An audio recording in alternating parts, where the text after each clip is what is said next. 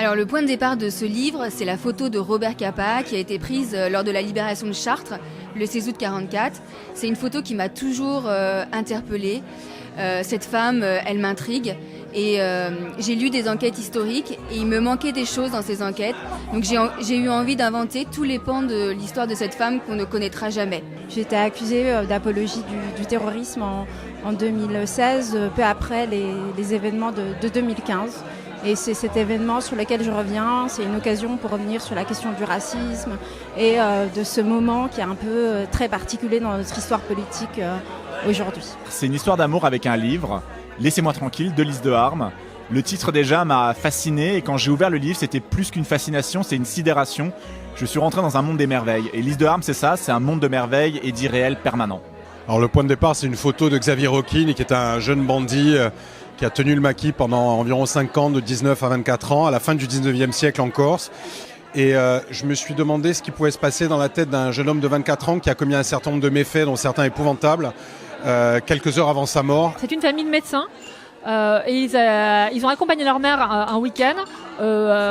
Voilà, on part à 6 en voiture à Bâle, passer ce week-end. Et on sait que le lundi matin à 9h, maman va mourir parce qu'on a un rendez-vous pour faire ce qu'on appelle une mort volontaire en Suisse. Well, the starting point was the need for me to show what happened in Albania during the communist regime.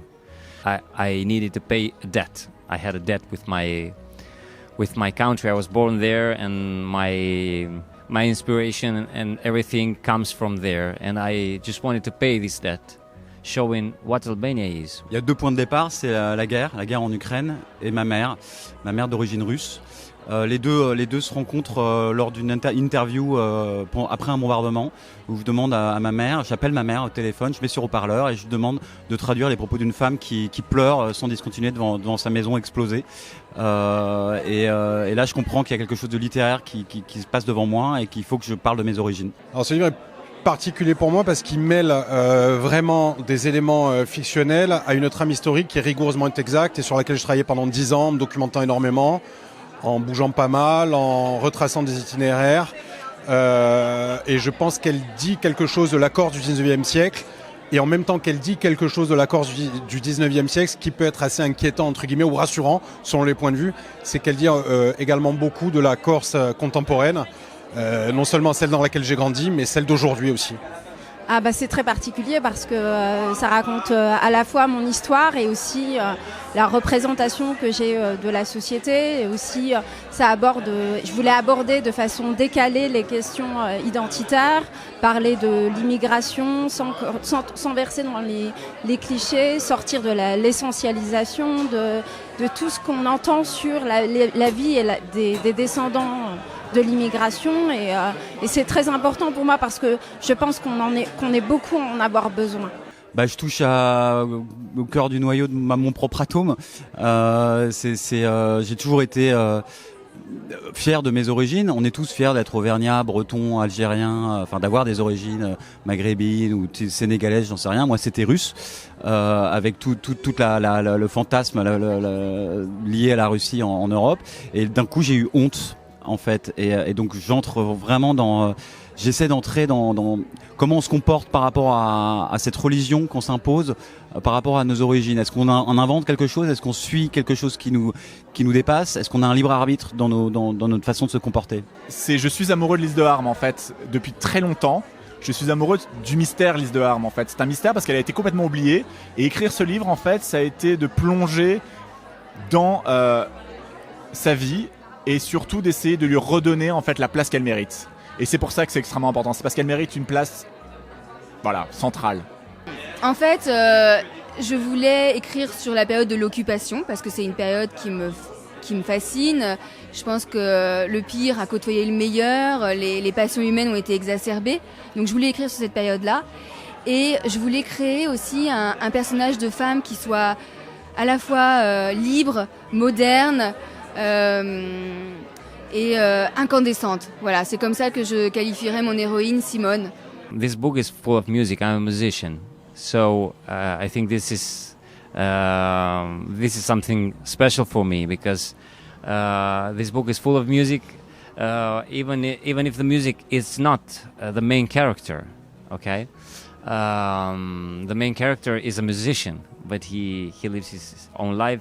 A lot of things happen to him. This is a book about freedom, and it's something that kind of freedom I've been experiencing it only throughout music. C'est un livre sur la liberté de choisir pour soi sa fin de vie, la façon dont on veut mourir. Je trouve que c'est une question qui est encore très taboue, alors que ça fait vraiment partie de la vie. Et la façon dont le vit cette famille et dont le vivent les enfants m'a permis de montrer un petit peu toutes les nuances de réaction possibles par rapport à cette décision, par rapport au mois qui précède et comment cette décision vient s'inscrire dans la vie et dans le quotidien de chacun. Et voilà, pour moi, c'était une question assez essentielle.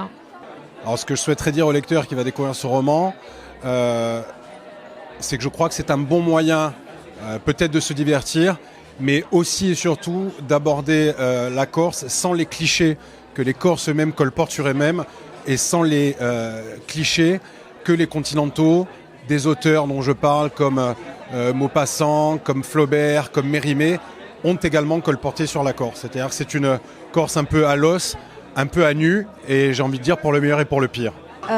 J'espère qu'ils vont tout simplement réfléchir. Je défends aucune idée politique, pas de thèse. Je veux juste que ce soit l'occasion de réfléchir sur un moment sur lequel on a besoin tous ensemble de revenir et de finalement dépasser certains attendus, une certaine forme de violence aussi. Il y a plein de choses qu'on doit réparer. De se laisser porter, de s'attendre à rien. Je pense que c'est à chaque lecteur de faire ce qu'il en veut en fait après.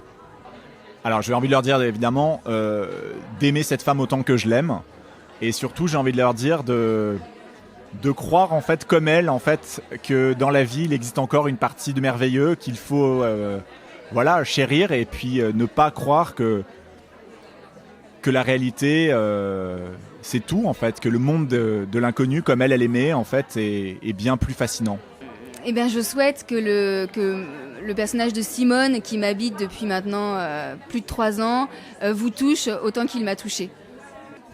C'est un roman qui paradoxalement parle de fin de vie, mais qui est aussi très très très gai, parce que on n'entend jamais Edith, la personne, l'héroïne finalement du roman, celle qui a pris cette décision de mettre fin à sa vie. Mais on entend ses enfants, on entend le mari. Et moi, ce qui m'a intéressée, j'ai l'impression que c'est une parole qui manquait quand même sur l'entourage et sur la façon dont la vie peut être un petit peu bloquée à un moment donné aussi, quand on a ce couperet, cette date qui est posée. Comment on peut prendre des mauvaises décisions, comment ça peut aussi venir provoquer une sorte d'accélération du temps dans la vie de chacun, comment chacun vit cette donnée qui est quand même toute nouvelle dans l'humanité, c'est-à-dire que même les condamnés à mort ne connaissent pas l'heure de leur mort. Donc il y a quelque chose de très particulier, il me semblait qu'il y avait quelque chose d'assez puissant, d'assez fort. Well, first of all, thank you for reading it, if you want to read it, and if you learn something about my country, the place I was born, and I hope you enjoy it, and maybe we'll discuss it personally when the book will come out, and I'm looking forward to meet you all and discuss about it, talk about it.